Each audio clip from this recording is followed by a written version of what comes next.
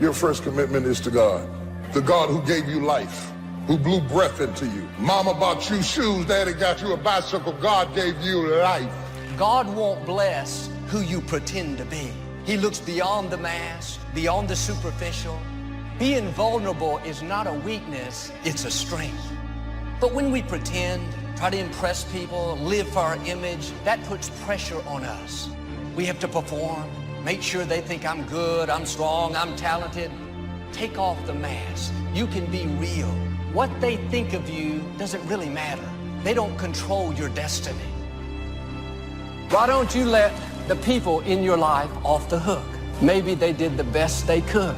They may have made decisions that you don't understand, feels like it puts you at a disadvantage, but you didn't have to walk in their shoes. Maybe nobody gave them what they needed to give to you. Bottom line, nobody owes you anything. God is keeping all the records. He has seen everything that's happened in your life. You got to make changes. You got to say no. You got to disappoint people. You got to walk away from some stuff. You have to. The injustice, the bad breaks, the person that did you wrong, those people cannot pay you back. They cannot make you whole. Only God can. Quit looking to people to make it up to you. Quit trying to get somebody to apologize, to give you what they don't have, to admit they were wrong. If you'll go to God, He'll bring you out better. He'll make the rest of your life more rewarding, more fulfilling than it would have been if that hadn't have happened in the first place. In the morning, devour something. Throw your whole self at something. You'll never know what you can do and what you can be until you throw your whole self at it. Devour it. Attack it like you're going to kill it. Devour the prey. And in the evening, you divide the spoils. We have it backwards today. We want to divide the spoils in the morning. So we're blinging when we ought to be devouring. See, don't worry about whose name you wear when you're young. Worry about your name.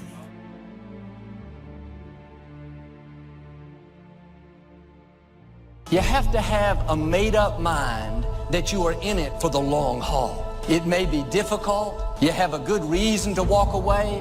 Don't take the easy way out. Stay committed to your dreams. Don't give up on the promises God put in your heart.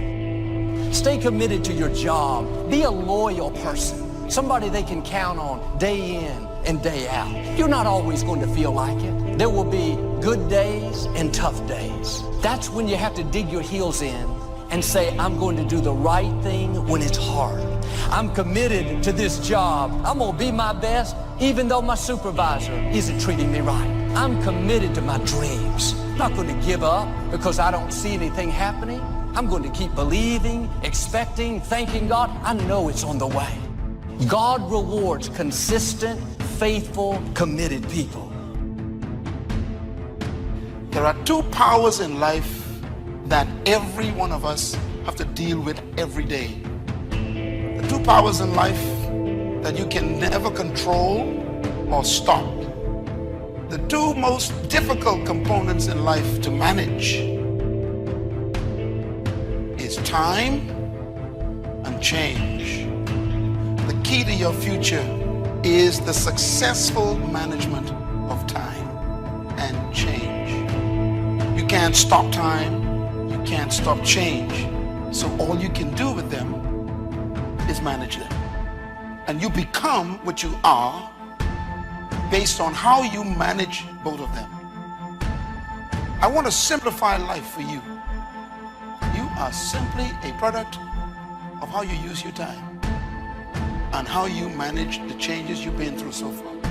And what you become in 10 years from now will be a result of how you manage time and the changes.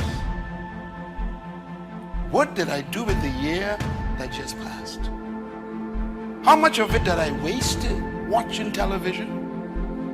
Being with people who had no interest in success? Being involved in habits that didn't improve my life? What did I spend that year on? Time and change are the raw materials of life.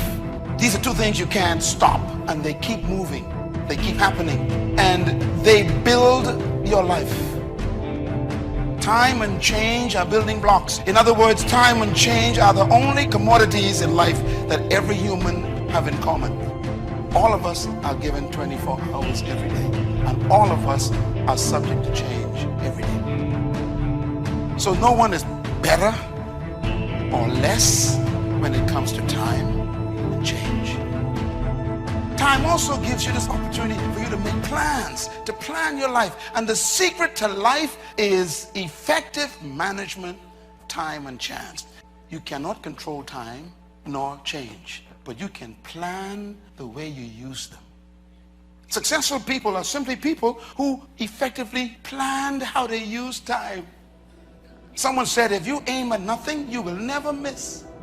Planning creates bullseyes. It creates destinies. It creates targets. Without a plan, you are just shooting in the wind. Don't allow another year be a year of just shooting in the wind.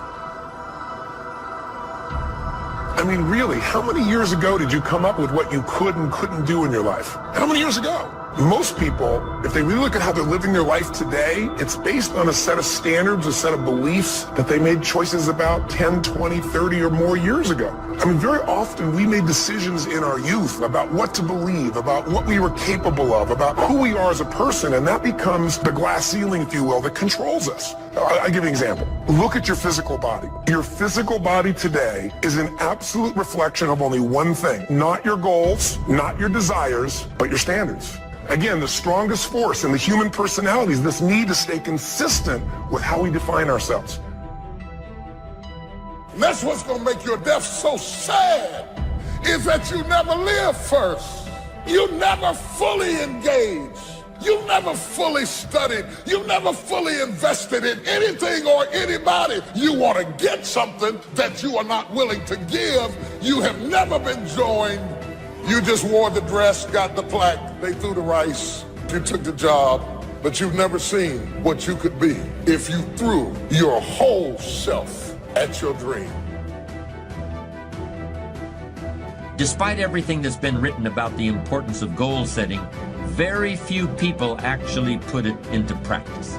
It's always amazed me the way the average guy puts more thought and effort into planning his 2-week vacation than he devotes to planning his life. Challenge creates strong character, and goals represent challenge in its most positive form.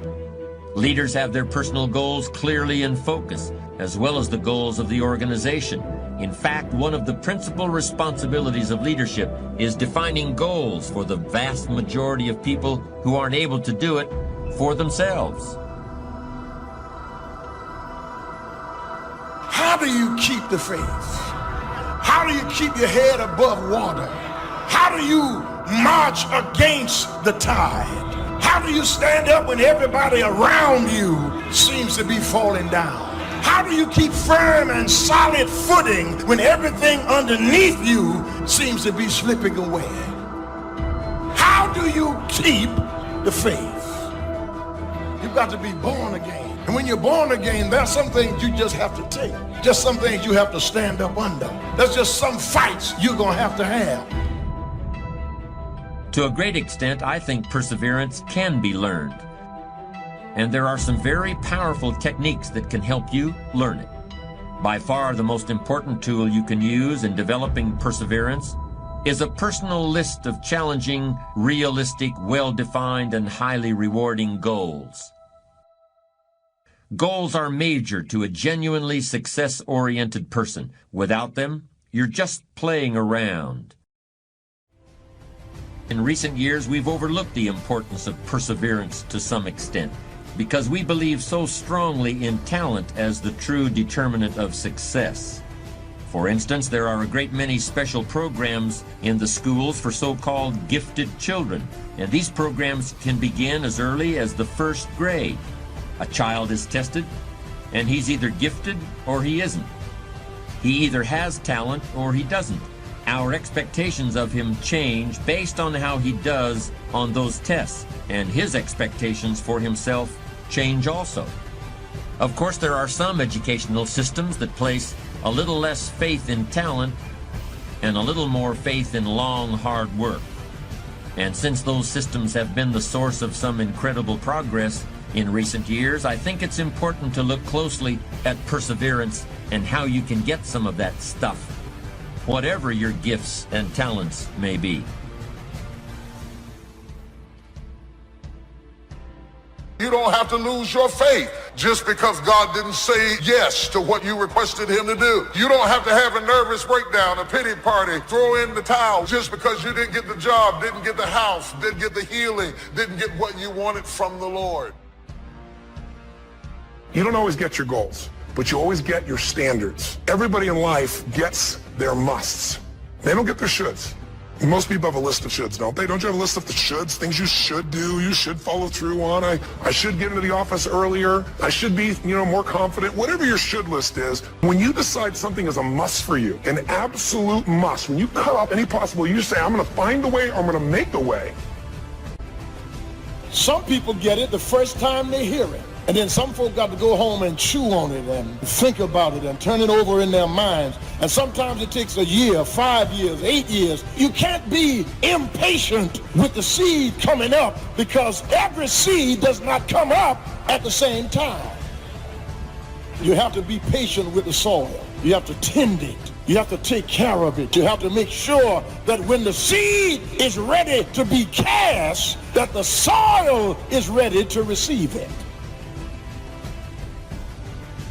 The opposite of perseverance is procrastination. Perseverance means you never quit. Procrastination usually means you never get started. Although I consider the inability to finish something to be a form of procrastination. Ask people why they procrastinate, and you'll often hear something like this: I'm a perfectionist. Everything has to be just right before I can get down to work. Not too much noise, no telephone calls interrupting me, no distractions. And of course I have to be feeling well physically too. I can't work when I have a headache. The other end of procrastination, being unable to finish, also has a perfectionist explanation. I'm my own harshest critic. I'm just never satisfied. If all the I's aren't dotted and all the T's aren't crossed, I just can't consider that I'm done. That's just the way I am, and I'll probably never change. A fault is being turned into a virtue. The perfectionist is saying that his standards are just too high for this world. This fault into virtue syndrome is a common defense when people are called upon to discuss their weaknesses. But in the end, it's just a very pious kind of excuse-making. It certainly doesn't have anything to do with what's really behind procrastination. Only quality people. As you think about your goals and dreams, this is not for everybody.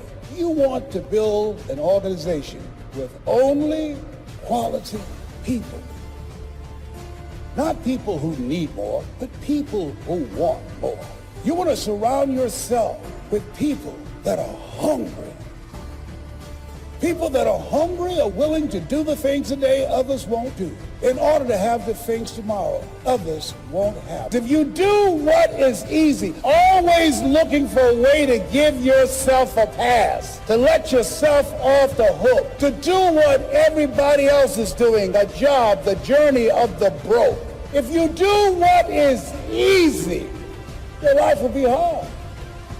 But there's something in you that says, I can't do this. I can't do this anymore. There is an old person down inside of you that's dependent on you to be smart. It's the person you're going to be 30, 40 years from now. Do not disappoint that person by being foolish through the strongest years of your life. And then when your back is out and your knees are swollen and you can't move around, now you're out there going to get your grind on now? The basis of procrastination could be fear of failure. That's what extreme perfectionism really is once you take a hard look at it. What's the difference whether you're afraid of being less than perfect or afraid of anything else? You're still paralyzed by fear. What's the difference whether you never start or never finish? You're still stuck. You're still going nowhere. You're still overwhelmed by whatever task is before you. You're still allowing yourself to be dominated by a negative vision of the future in which you see yourself being criticized or laughed at or ridden out of town on a rail or punished. Of course, this negative vision of the future is really a mechanism that allows you to do nothing. It's a very convenient mental tool. Commitment means standing up for your life. It means honoring yourself. It means beginning to say and to see and recognize your alignment and oneness with the universe, and that you are a channel for life to express through. And we short-circuit it with anger. We short-circuit it with fear. We short-circuit it by being lazy or apathetic or giving up easily. Why? We say, oh, it's too hard, it's too hard. We don't challenge our spirit. Ladies and gentlemen, there's nothing as powerful as the human spirit. You can't destroy it. You can pervert it, but you can't destroy it. So when you begin to say, what is it that I want to leave? What contribution that I want to begin to make? What difference do I want to make in life? What chances I need to take? What fears do I need to step on? What risks do I need to begin to embrace? You can either live your dreams or live your fears. You have got to get to a point where you say, I'm sick and tired of living like this. There's got to be more. That's when people go out and strike out on their dreams. Well, I'm going to tell you how to overcome procrastination. I'm going to show you how to turn procrastination into perseverance. The first principle is break it down. No matter what you're trying to accomplish, whether it's writing a book or climbing a mountain or painting a house, the key to achievement is your ability to break down the task into manageable pieces and knock them off one at a time. Focus on accomplishing what's right in front of you at this moment and ignore what's off in the distance someplace. Substitute real-time positive thinking for negative future visualization. That's the first all-important technique for bringing an end to procrastination. Procrastination won't be a problem because the task is now so small that fear won't kick in. And it all begins with those 3 words. Break it down. What is the vision for your life? What are the ideas and the dreams for your life? What are you supposed to be doing? Who are you? What are your gifts and talents? What is your ultimate destiny and your goals? God will never give you something somebody else is supposed to have. When I'm in a storm, I'm trying to gain control. But God's message to all of us whenever we feel like we are in a storm is not to keep control, but to keep courage. You keep courage and God will take control. He's going to get you through this storm. You just got to keep courage.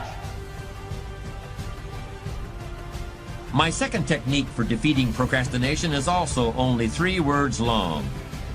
Write it down. You're now going to be writing about the present, just as you experience it every day. Instead of describing the things that you want to do or the places you want to go, you're going to describe what you actually do with your time. And you're going to keep a written record of the places you actually go. You're going to keep a diary of your activities, and you're going to be amazed by the distractions, detours, and downright wastes of time that you come up with during the course of a day. All of these get in the way of achieving your goals. What else do you have to do to gain the benefits of this extremely powerful productivity technique? Nothing. You don't have to do anything else at all. It's just a process for making yourself aware of how you actually spend your time. You will naturally and effortlessly begin to reorganize your life. Perhaps that seems like too much to believe, but it's true. This is how you get yourself started. This is how you put an end to procrastination.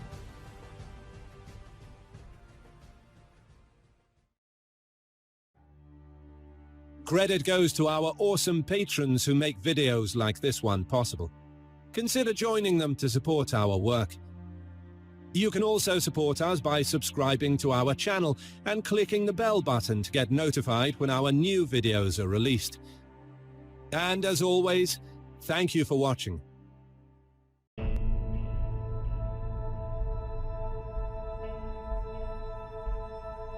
Do you define yourself by your emotions? Do you define yourself by your status?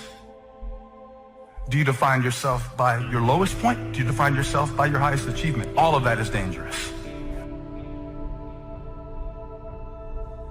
It's very easy for us to become duplicates of everything and everybody that's around us. I'm saying to you, wake up every day and decide that you love yourself enough to commit yourself to you. They say that you're selfish. The word selfish starts with the word self. I cannot take care of you if I'm not taking care of myself. Some of y'all are so consumed, you're allowing people to make you feel bad about being so blessed.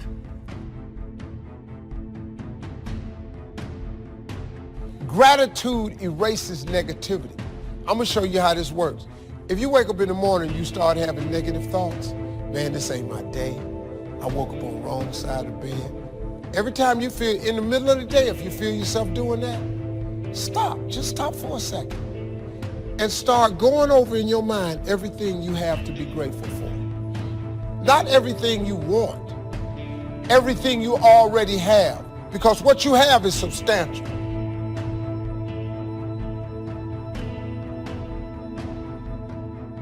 Because the moment you start believing that you are what you do or you are what you went through, there's a bleeding on the inside that happens when your sense of self-worth flows from what you do and what you go through.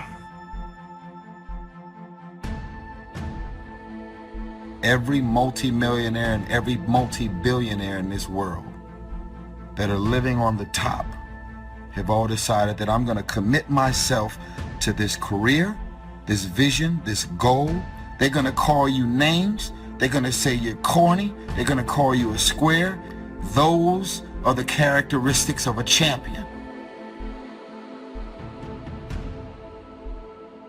You have to accept that all your excuses are lies. They are lies, all of them. Think about the things that you tell yourself, the lies you use to rationalize taking the easy road. Taking the easy road and leaving discipline behind. Think about them. Which story are you telling yourself? The one of your own life or hiding in the story of other people's lives? We hide in the story of other people's lives through gossip of people that are around us, talking bad about them. Those are all stories about other people's lives. Are you in the story of your own life?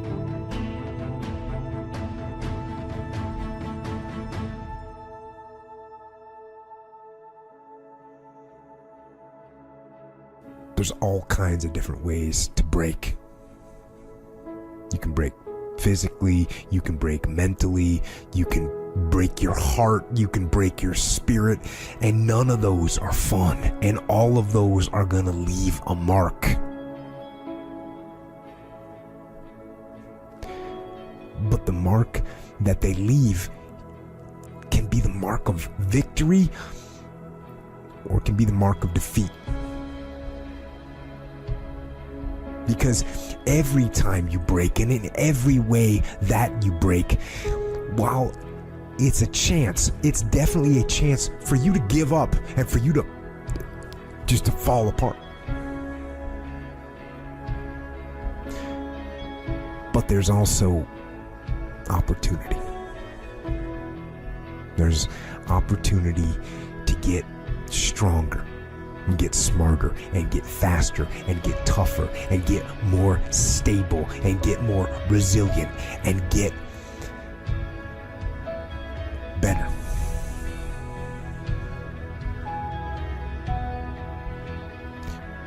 When you break, you have the opportunity to show the world, the whole world, what you are really made of. So if you break, if you break, the fight isn't over. In fact, if you break, the fight is just beginning. Let me tell you something you already know. The world ain't all sunshine and rainbows. It's a very mean and nasty place, and I don't care how tough you are, it will beat you to your knees and keep you there permanently if you let it. You, me, or nobody is gonna hit as hard as life. But it ain't about how hard you hit.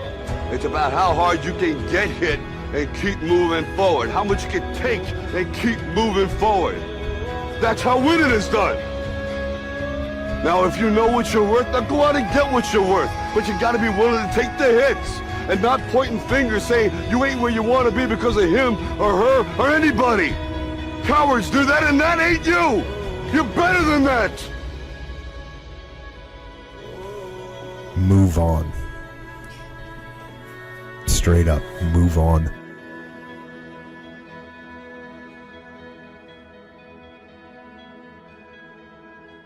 I don't need to be enabled. I need some friends who will empower me. Empower me to think a new thought. Empower me not to give up. Empower me to go further. Empower me to go harder. What is my spiritual giftedness? Because when God created you, he gave you gifts, spiritual strengths, to enable you to find and fulfill your purpose. When you find your spiritual gift, you'll be good at it. It'll be just what you do well. It'll fit. It'll be natural. It'll be easy. I am not a victim, I'm a victor. And my present situation does not define my potential destination. Life doesn't happen to me, life happens for me. So spare me your sympathy. I don't need any of it. What I do need is your strength. What I do need are your strategies. I need you to empower me so I can step into the future God has called me to. You buy a ticket on a train or a plane because you want to go someplace, and you know exactly where you're going. You may have to change planes in a different city, your flight may be canceled, and you may have to switch to another flight, but you will persist. You know where you're headed, and you're quite determined to get there. That's goal-directed behavior in its simplest form. You've got a lot to give. You have a lot to offer. The fact that you're still here means that your business is not through yet. The other thing that keeps us from reaching our goal is not feeling worthy. Because see, when you don't feel worthy of your goal, you'll begin to unconsciously engage in self-destructive behavior, like procrastinating, constantly putting things off, squandering your time, and that's what life is made of. Do you have character? Are you for sale? Your future depends on your character, not your charisma. And most leaders, whether they are politicians, preachers, or parents, they try to live off their charisma. They try to live off their talent. There's so much we're learning right now. We may not know we've learned it until way on the other side of it. You don't really realize life lessons until later. You know that, right? It's later that you say, oh, it was good for me that I was afflicted. Oh, it's good for me that they told me no. And it's later that we see the lessons. A lot of times it's later that we see the lessons. When you start to pile them into life, what's your distraction? Just be honest. Are you distracted by ESPN? Are you distracted by movies, video games, gossip, haters, right? Your problems. Are you distracted with things that don't matter in your life? There's all these things competing to get you to not be focused. How about your insecurities? How about your fears or your problems? Are you using all of these? Do you your relationship issues, does it distract you from your big goals? Do you let these things, do you almost willingly do it? It first starts with decision on your part. And may I add, well, you should decide. Why let worry continue to take money out of your pocket and bank account? Why let worry any longer keep you from becoming all you can be? It's a burden you can get rid of. Why not be rid of those sinking, nagging feelings that all is not going to be well, that you can't do it? Worry is undue concern that takes up too much of your mental and emotional time. Most of us are willing participants in our own distraction. And we need to be willing participants in our own focus, in our own obsessions, and getting ourselves back on plan. Because remember what I told you, if you're really obsessed, the obsession will distract you from these things. I'm saying that regardless of the presence of those negative influences in your life, the best thing you can do, the most empowering thing, the strongest thing, and ultimately the wisest thing, is to accept responsibility for your own destiny, plain and simple. Just start working at it just a little bit, but do find out what your work is and hold on to it and don't let your dream go. I think that many of us don't go the next step because we don't know what to do yet.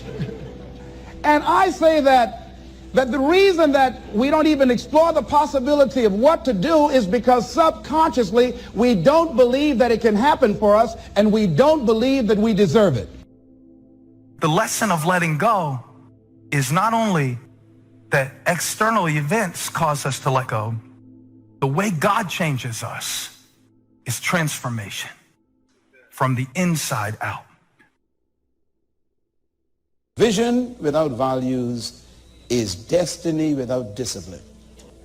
No matter how great your vision is, it can be destroyed. So your destiny depends on your personal discipline.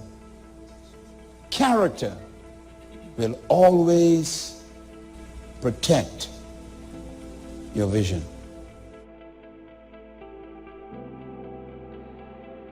Credit goes to our awesome patrons who make videos like this one possible.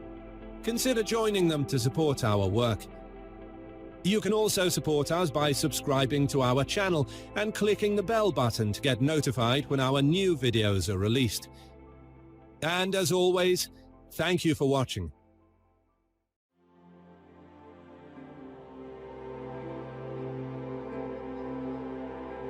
Are you so busy managing the emotional relationships that you have that you don't have the energy to think the thoughts you need to think to go where you need to go? Emotional resilience. I think this is one of the things that you can develop this.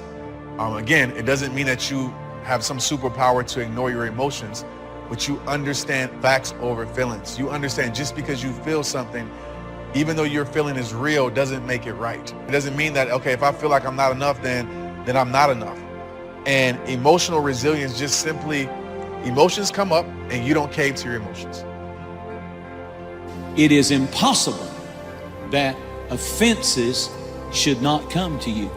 Something someone is going to say is going to offend you.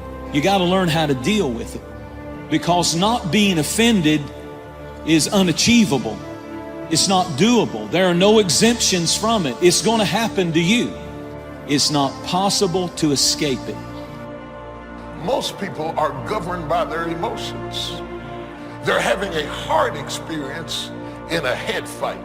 You will never win a battle if you're having a heart experience in a head fight. Don't wait for things to deteriorate so drastically that someone else must impose discipline into your life. How could you possibly explain the fact that someone else thought more of you than you thought of yourself, when you would have been content to let success go to someone else who cared more about themselves? When you can see that every link in the chain will eventually lead you to the things you want most out of life, then you won't grow discouraged or fearful or impatient with today. When you can see where you're going through visual chain thinking, even on the toughest days, you'll keep building your ambition by knowing where you're going. Part of this visual chain thinking is built when you decide on your direction, when you can see where you're going to end up before you get there. On the outside, people don't look broken. You don't see bruises and you don't see scratches. People don't walk around in a big cast, and so you can't tell with the naked eye. The problem is that there's a malfunction on the inside. They can't interpret the blessings of God. They can't receive compliments. They can't receive joy from friends. The second part is, it's like you try to cry out for help, but every time you try to speak up, you can't make a connection. Anything worthwhile in your life, you're gonna have to fight for it. You're gonna have to fight for it. You're not just gonna wake up one morning with a six-pack. If you want good health, you wanna feel better, you're gonna have to fight for your health. So there's always the battle between, is this the best use of my time, or is this just something that's okay to do? You know, when you're trying to grow yourself, when you're trying to stretch yourself, improve yourself, there's always one thing you can guarantee yourself, and that's that an obstacle is gonna show up. It's gonna tell yourself like you're not good enough. What are you thinking about? Get out of here. What I'm saying to you is that there's something else in you. There's a version of you that already has everything you want, everything you need. There's a version of you that can pick yourself up, get out there and live again. You just have to discover your override. Feelings will lead us astray. Feelings can get us into trouble. And throughout life, you're going to have plenty of opportunities to lose your temper, say things you regret. You're going to get up some mornings and feel like being depressed, feel like going around in a bad mood. See, the feelings are always going to be there. But we've got to learn how to follow wisdom and do what we know is right and not just follow our feelings around. What you believe will dictate your thoughts on a moment-by-moment basis. And so your beliefs dictate your thoughts, dictate your emotions, dictate your actions, which produce your results. And your results, when you look at them, then just reinforce the original belief. And so we're caught in that construct, right? But the linchpin is the belief system. I just want to remind y'all that none of us should be on the receiving end of what people feel like doing, acting, saying, and being. A lot of us are running around playing victim, as if we have nothing to do with any of our choices, our friends, our surroundings, our environment. Most of us are running around losing sleep at night, stressed, depressed, frustrated, when those are your friends.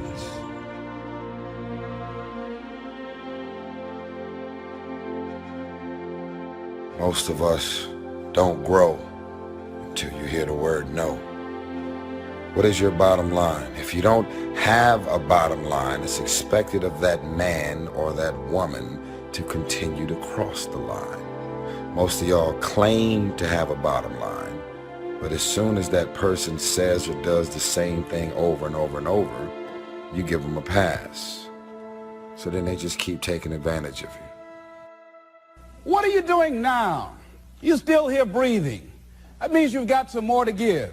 Doesn't matter how old you are, doesn't matter about where you are, doesn't matter about what you have. Life is about growing, it's about being productive, it's about stretching, it's about challenging yourself. So you start looking around and decide, hey, what else do I want to do? What got me here? What worked? What did not work?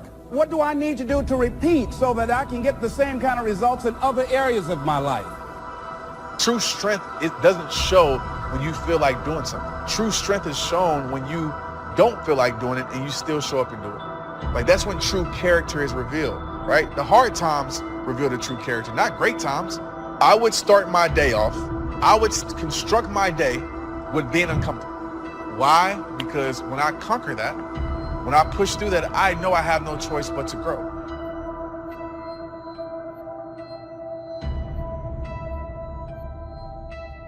If you're the smartest one in the room, you're in the wrong room. You want to get around the right people. You want to be in a room with people that you can learn from, that you can grow from, people that enhance you, people that inspire you, people that bring out the greatness in you. You want to be around people who compliment you, people who empower you.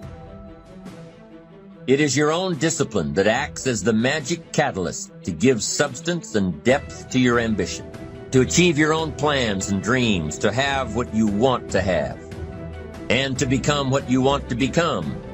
Your consistent self-discipline is the magic catalyst.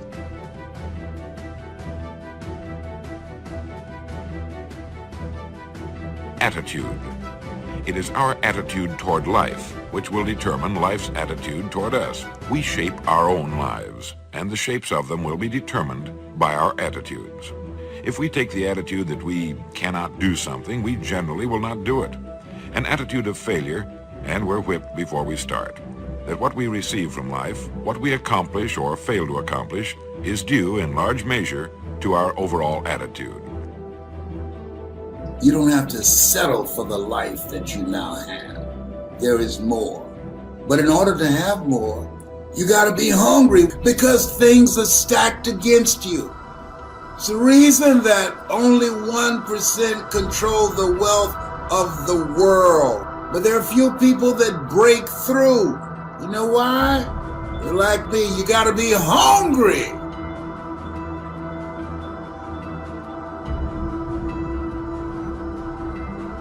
It's possible for you to be delivered and still oppressed. Who am I? Most people haven't answered that question yet. And that's why they're still dressing like other people and acting like other people and fixing their hair like other people and following styles and following fashions and going with it hip. And why? They don't know who they are. They're trying to find themselves.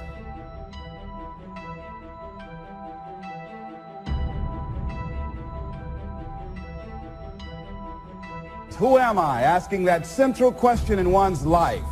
Looking at your strengths and your weaknesses. Getting some evaluation, determining what it is you want out of life. Self-approval. Approving yourself to do the things that you like to do. And going after the dreams that you like to go after. And we know when we don't approve of our dreams because of the fact that they stay up in our minds. We don't act on them. We come up with a variety of excuses on why we're not going into action. If you don't love you, if you don't like you, if you don't believe in you, if you're not experiencing the right emotions about you, you bring all those emotions with you to these places you go. Learning the strategies of being happy and fulfilled prior to having all these material things will serve you, because I have so many friends that have accomplished all the material things in their life, and those things made them happy short term, but they're living an unfulfilled destination here on earth.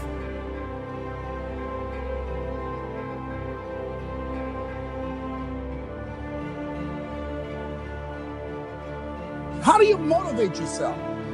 One of the things that we must do is that we must be involved in working on achieving self-mastery. You must work on yourself continuously. Never be satisfied with yourself. Always know that as you invest the effort and time on you, that's the greatest ability that human beings have above animals. See, a dog can't be anything but a dog.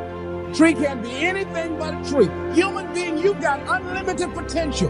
You can put effort on you, and by concentrating on you and developing you, you can transform your life wherever you are right now. So you want to work on yourself. You want to read books that inspire you and motivate you. You want to listen to tapes over and over and over again. And I suggest that you listen to tapes when you first get up in the morning. You want to control the spirit of your day. When you first wake up in the morning, your mind is operating at 10.5 wave cycles per second. That's when the subconscious mind is most impressionable. Whatever you hear in the first 20 minutes when you wake up, that will affect the spirit of your day. When you listen to tapes, listen with relaxed belief. Believing that this can happen for you. And by listening to them, listen to them over and over and over again, and you will get a breakthrough. And as you continue to work on yourself, you will begin to expand your vision of yourself. You begin to work towards self-mastery. And you will begin to see it reflect itself in all the dimensions of your life, your mental life, your physical life, your social life, in your relationships, your monetary life. So concentrate on developing yourself. Because if you don't, I guarantee you that you will make a settlement. And most people have. In addition to working on yourself, and as you work on yourself, you feel good about yourself, and as you feel better about yourself, you treat yourself differently. Develop a health plan. See, you can't feel well and do well if you don't have good health. You can't perform if you don't have your health. Your health is valuable. Develop a health plan. A plan that you will follow, because this is the only vehicle that you have to carry you through this experience called life. And you want to take good care of it because you love you enough. You care enough about you. And that's not easy. It is not easy having a health plan and sticking to it. But you're worth it doing it again and again and again. I have lost 22 pounds several times.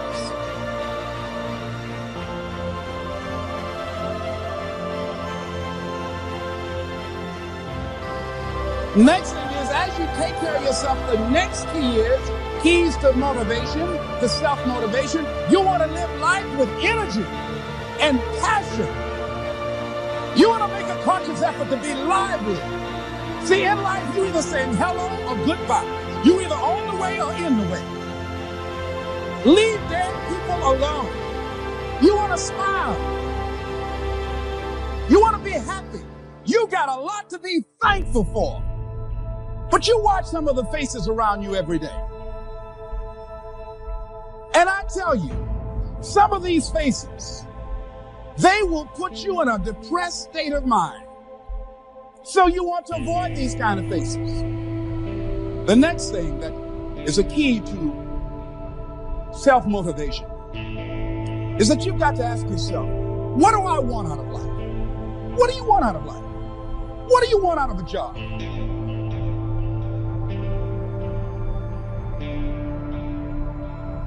What do you want out of a career? What do you want out of a relationship? What do you want? What gives you your life? How will you know when you got it? What will make you happy?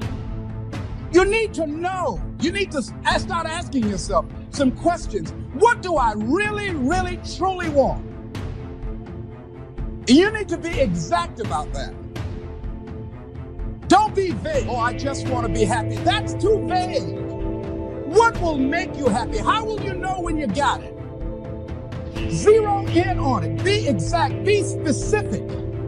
And as you do that, that will stimulate that superconscious mind or the reticular activating system of your mind that will begin to find those things, to identify with it. And once you begin to determine that which you want, take the time to write it down. Don't just think about it. Write it down. That is a subjective process that engages the subconscious mind. Write it down.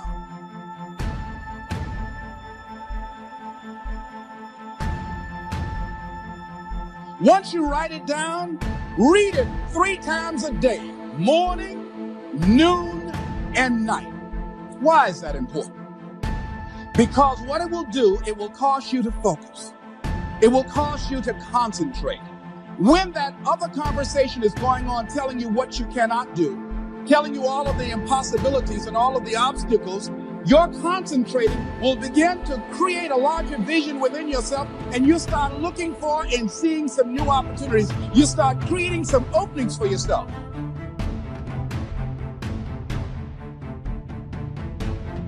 As you begin to read that every day, day in and day out, that will make you focus.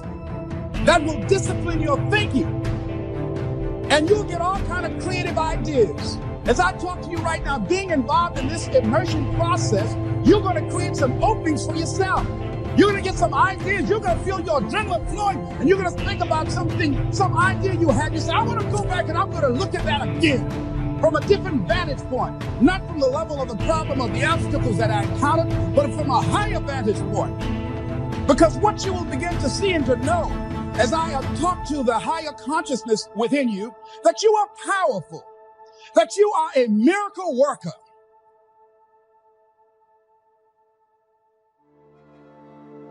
And that inner conversation has conditioned you to believe that you are not.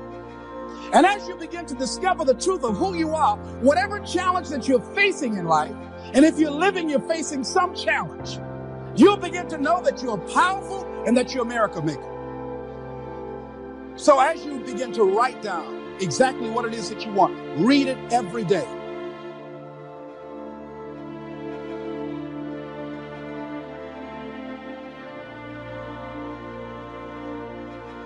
I have had it with parking my car in my cousin's garage because I know the best way to get back on your feet is to miss 2 car payments. I'd had it living like that. I'd had it robbing Peter to pay Paul. I'd had it borrowing money from people. I'd had it living like a cringing animal. When you don't have any money, it runs your blood pressure up. You hear me? I had poverty sucks. Make no mistake about it.